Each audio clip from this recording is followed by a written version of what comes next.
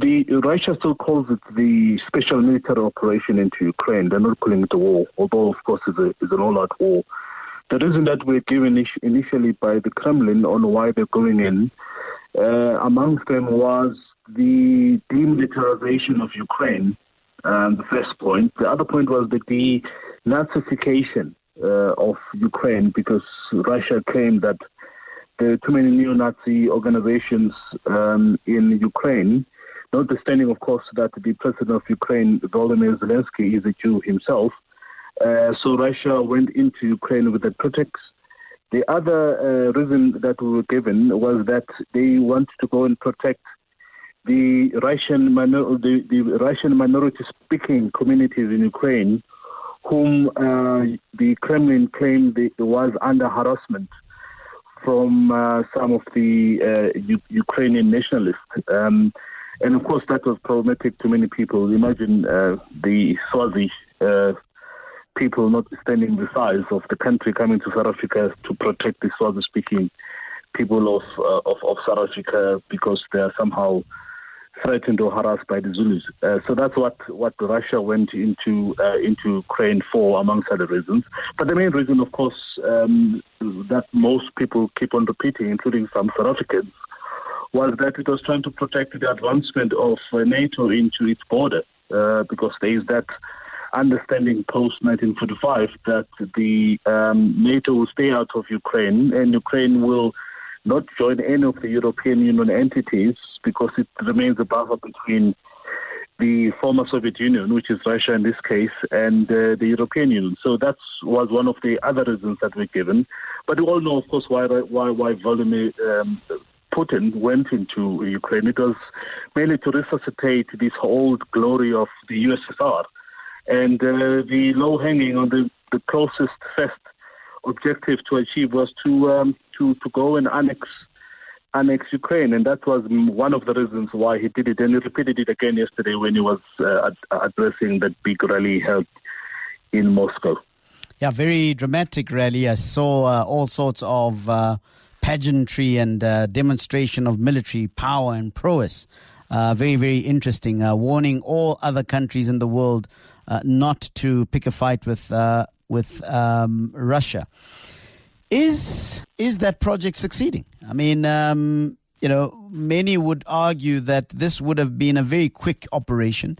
The military might of Russia is considerable, right? And that this should have been something that was done very, very quickly. Putin would have walked into the Houses of Parliament in Kiev 2 weeks after this operation. It seems not to have happened that way. Has this operation been successful from Russia's point of view? It was, of course, a big bluff. We now know.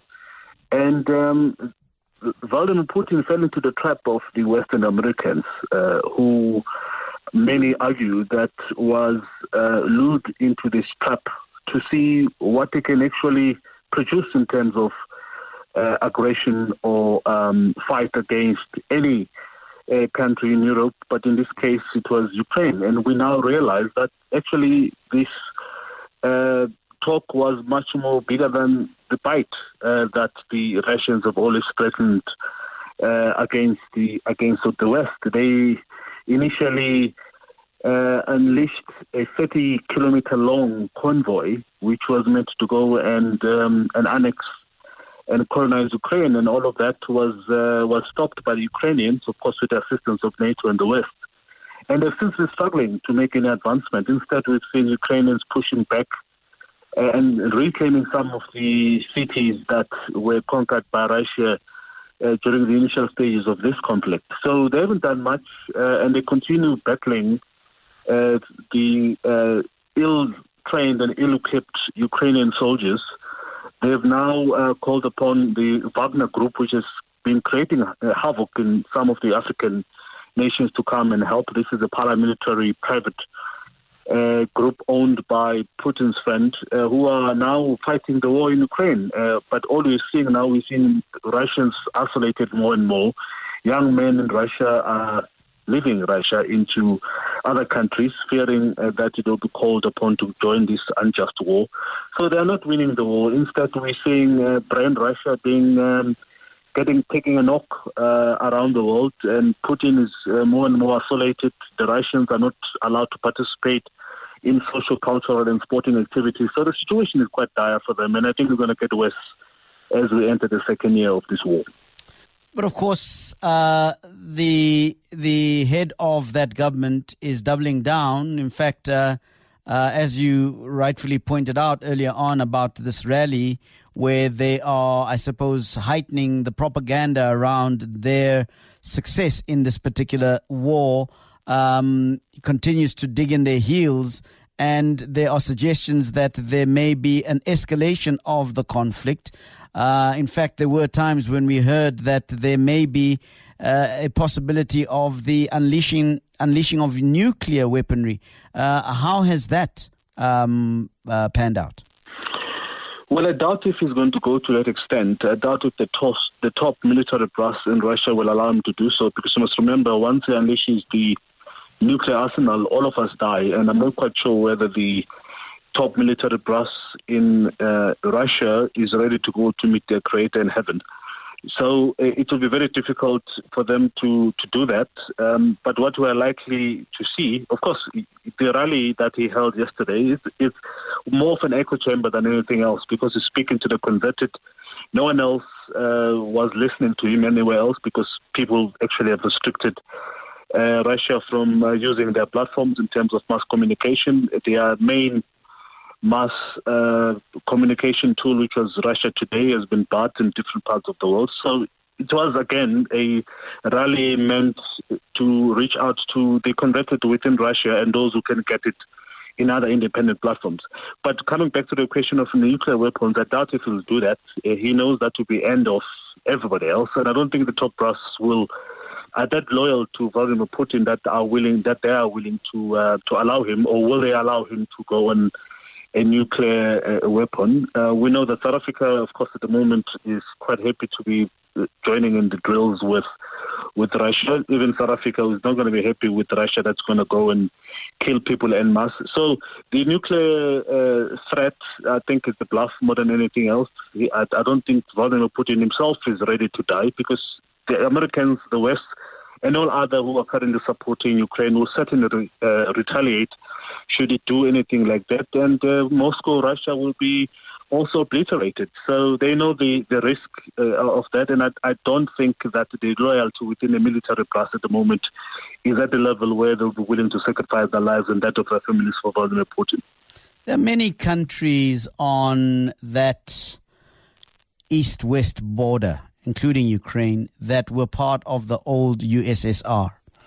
And I'm referring now to one of the other reasons that you mentioned as to why this conflict started, that it is a desire for the glory days of the USSR back in the day when Russia, or the Union of Soviet Socialist Republics, was at its zenith. Why Ukraine? Why not the others? Well, Ukraine has always been the jewel of the former USSR. One, because it borders Russia immediately. It separates Russia from Europe. And it is an important buffer between Russia and Europe. And if Ukraine was to fall into the hands of Europe, in inverted commas, it will mean, therefore, that the Europeans will have their military arsenal pointing directly at Russia across the border. So that's why it's important. And it was understood after 1945 that it makes sense and it will be prudent to continue keeping Ukraine independent, non-aligned. And Ukraine has since been doing that, because if Ukraine fell into the hands of Russia, you will again have Russia at the borders of the European Union, and vice versa. So it was that strategic importance which has led some sort of acceptance that it's important to keep Ukraine non-aligned. But what we've seen now with the aggression of Russia is that Ukraine is now fully embedded and fully entrenched within the Europeans. the Ukraine is more militarized than it was ever before, and others will argue that Ukraine is now a de facto member of NATO, and Russia has got nothing to do. Russia will never do anything to stop that moving forward. Ukraine will continue reaching out to the West in terms of its support, and the West will not abandon, because this is what they've been wanting all along.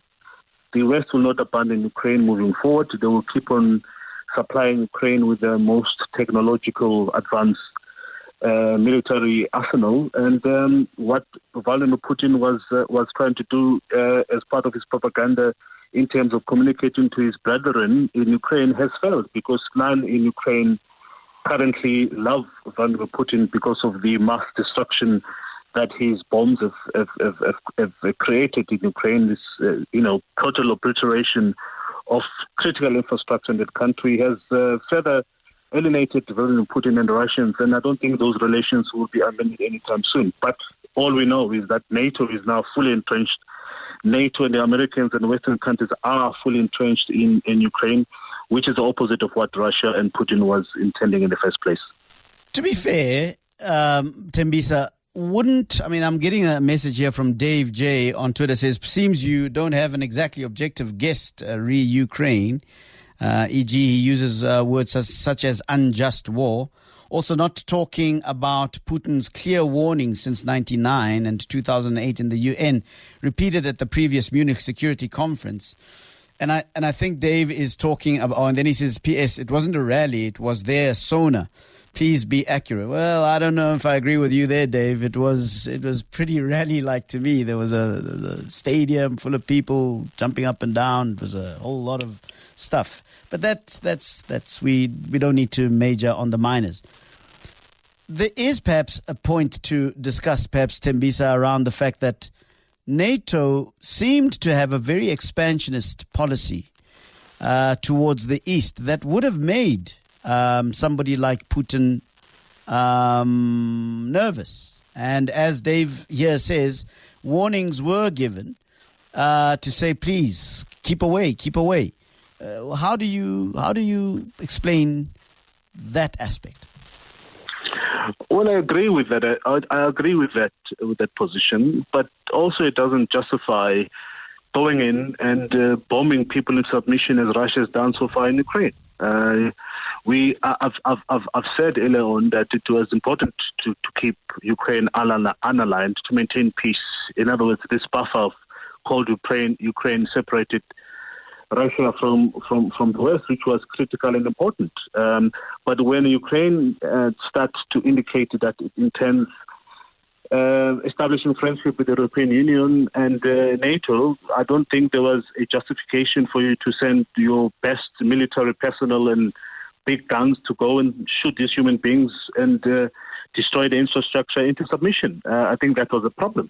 So far, the mayhem that we've seen committed by Russia simply because a country has decided or decides that it prefers certain friends, that you're going to send big guns and go and shoot them in submission. It's a wrong precedent that has been set. And if we do allow Vladimir Putin to do what he's done, as we have heard him yesterday, I mean, the man is openly talking about the resuscitation and the incorporation of other regions into the greater Russia. And one wonders how he's going to go about doing that. Is it going to be the same as Ukraine, where he drives in with his military assets and shoot and bomb and destroy infrastructure and force women and children in the middle of winter into neighboring countries, etc. The mayhem that has been created in Ukraine must not be allowed in international politics. That's a very wrong precedent, that if you have big brothers and big bullies who've got more big guns around the world, it's allowed for them to go and impose their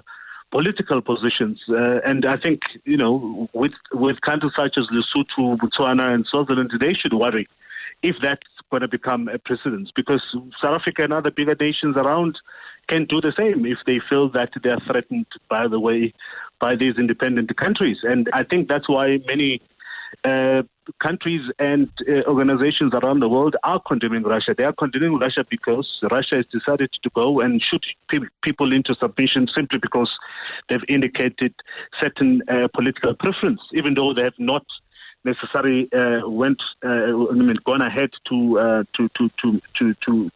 establish those relationships, but they've decided that before they even do so, they will go and shoot them into submission, giving very stupid reasons. So one of them was the denazification and demilitarization and protection of minority rights of Russian-speaking people within Ukraine, and all of those kind of reasons are very undemocratic. In a way, and as I said, if are allowed to go ahead to create havoc in international politics. Let's talk a little bit about Africa and her policy in all of this, bearing in mind, of course, that Africa is not a country. It is made up of a number of countries. Maybe zoom into South Africa's position as far as this is concerned. Let's start off with South Africa specifically. Some have argued, Tembisa, that South Africa has a historical relationship with Russia, in that Russia assisted in training of liberation armies during the struggle against apartheid. My understanding is that many of those training operations actually took place in Ukraine. So in other words, if indeed we are to be talking about a historical relationship that goes back many, many years in solidarity against the fight against apartheid, then the allegiance should be more with Ukraine, because that's where many of the Liberation Army personnel were trained, in Ukraine, not in other provinces of Russia. Tell me about this misapplication of history in that sense, because I've been hearing it a lot, and very few people have corrected people to say, no, but these trainings were happening in Ukraine. Talk to me about that. Well, I must thank you, because during our last conversation, you actually educated me on this, and I've since been repeating it in all opportunities I've been given by various institutions in trying to explain the differences. That South Africa was actually supported by the USSR, not necessarily Russia as a country that we know that was created post-1990 or 1991. And most South Africans, or those activists that were exiled or somehow gained training in USSR, were actually based in Ukraine, in Kyiv. So it doesn't really make sense for us to be saying that we are with Russia because it supported us. Russia as a country, in inverted commas, was created after 1990. But most South Africans were based in Ukraine and in Kyiv, as you correctly pointed out. So this is something that we must repeat and explain to South Africans. So, but it continues, of course. This loose talk and irresponsible definition of terms and borders. Many people don't really realize the differences, and that's why you find Ukrainians very disappointed. Many of whom have got very close relationship with South Africa. That you find South Africans now, supporting blindly, and they've got this blanket support of Russia, notwithstanding that many of them spend time in Ukraine, and it will take a quite an effort for us to convince South Africans of the correct facts surrounding Ukraine and its support for South Africa. That's why, again, it's easy for South Africa's foreign policy to continue embracing positions that is embracing, because, again, it's giving us this blanket definition of who Russia was or Russia is at the moment. And as a result, that definition finds a lot of traction in this country. But we've since been able to further unpack and understand the differences in this regard. And I think the public opinion is slowly changing against Russia, because many more people are beginning to understand the relationship, one. But two, also they're seeing the pictures that are coming from Ukraine, that we have since not have had any Ukrainian invasion of Russia, but we've had Russia going into Ukraine and continually bombing and creating havoc in that country. So pictures that people are beginning to see on television are actually changing the public opinion in South Africa, at least.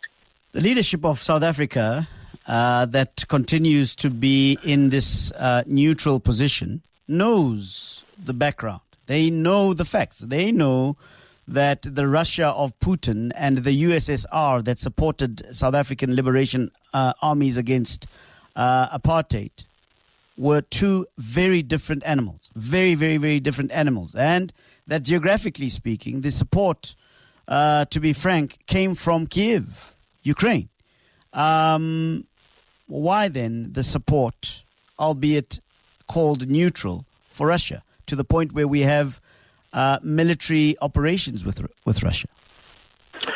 Well, the relationship strengthened during the times of President Jacob Zuma because of his close relationship with many Russian entities, including Vladimir Putin himself.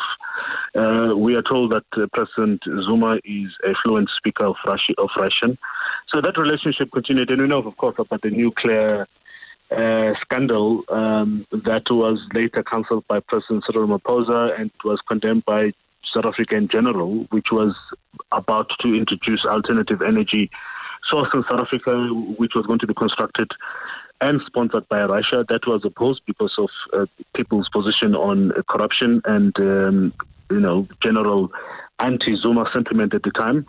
So that's the first step of post-94 for how we should understand South Africa-Russia relations. But there's also the element of BRICS. South Africa became part of BRICS, and one of the countries that facilitated that inclusion, notwithstanding the size of the demographic size of South Africa and its economy, somehow we ended up being part of this mega bloc consisting of mega countries, each with minimum of about 100 million people as part of their demographics in their respective countries, but somehow South Africa was accepted. So our membership inside BRICS has also necessitated, to an extent, a certain east-looking foreign relations, and that's why South Africa finds itself in this situation. Is that by and large we are part of BRICS, and because we're part of BRICS, we have tended to be much more closer to members of BRICS, and one of the leading members of BRICS is Russia. So that's why you'll find that South African foreign policy often tended to either abstain when it comes to critical matters involving Russia, as we've done over the past at least twice since this war started. South Africa has decided to take a position where it decided not to vote against nor for Russia's invasion, arguing that it supports a peaceful resolution to this. But of course, now we're seeing them having military drills with both Russia and China, notwithstanding, of course, that South Africa has had military drills with the United States and the European Union. But this particular military drill that is currently taking place in South Africa comes a day before, or it will end on the day of the invasion of Ukraine. So it's sandwiched in between the invasion of Ukraine, which makes South Africa look really, really bad. Just before this interview, I was reading a very long, impressive article on the Economist magazine, and it suggests that South Africa, is no longer the South Africa of Nelson Mandela, South Africa of Bishop Tutu that was respected for its diplomatic efforts around the world towards achieving peace. Well, we face a very serious prospect of being grey-listed even as soon as tomorrow, and part of the reason for that, besides the issues related to security here in South Africa and crime and corruption, some have pointed to the issue of our neutral stance. Talk to me about our neutral stance as a country. What does neutral mean in this context? By the way, I'm getting a lot of people talking to me about the racism of Ukrainians towards black people. This person, Monster, says, Aubrey, have you seen how racist those Ukrainians are towards black people? The Ukraine army wears Nazi symbols on them. South African media is so ignorant, so quick to push this propaganda war down our throats. So biased, says this person. Well, I don't know if you've seen any information coming through about racism coming out of Russia. And I don't know whether you are aware of that stuff. So racism, I would argue, is quite rampant. Is to be found all over that part of the world. And I wonder. And then somebody else says, no, it's false. Ukraine was a province of USSR, became a country in 1991. I was there, says Kumbuzo Tom. Precisely, Kumbuzo. Precisely. My question then is, should the loyalty of South Africa not be with the country where you were at? Yeah? I mean, and by the way, the USSR and Russia of Putin are ideologically worlds apart. Worlds apart. And I don't know whether we as South Africans are aware of that difference. What I find interesting is that our South African liberation armies were trained in Kiev, in Ukraine, which was, as you say, Skhumbuzo, a province of the old USSR, not the present-day Russia. Why is that so difficult to understand, Timbisa? I don't know, and it's very difficult to answer. But the first question about racism, as you said, racism is quite prevalent in this part of the world. I've been to both countries. I've spent time in Kyiv and I've spent time in Moscow. But I can tell you right now that give me a chance to go back again. If I was to choose between the two countries, I'll certainly be choosing Kyiv. Because, as you know, the neo-Nazis that Vladimir Putin was trying to fight in Ukraine are very prevalent in Moscow. You can't, as a black person, take a train underground in Moscow without being harassed at night. You can't walk in some of the downtown parts of Moscow without being harassed because of the color of your skin. So it's happening in that region, and largely because the majority of the people look the way they look, and it's very few of us. And there's a fascination when people, see black people. There's a lot of, bias as well when we're spotted in this kind of world. Some of the biases, by the way, is kind, because some people want to speak to you to get to understand who you are and what you're doing there, etc. So there is that confused kind of reaction to blackness in that part of the world. But I will argue that you'll find racism in Moscow as well. And it's also, you've got to places like Lithuania, Poland, and other parts of the former USSR, notwithstanding that they were much more closer to African countries and assisted African countries during the struggle against colonialism. But one wonders why they did not educate themselves in terms of tolerance. The reaction of the people of that part of the world towards black people is quite surprising, notwithstanding, of course, their support. But the second part of the question about the ambivalent foreign policy position of South Africa, it's very confusing. They have no stance. People refer them in the media terms as sitting on the fence. Naledi Pandor has tried very hard to explain to us why she and the government are sitting on the fence. And the argument is that they are for peaceful resolutions, and as a result, they're not going to take a position.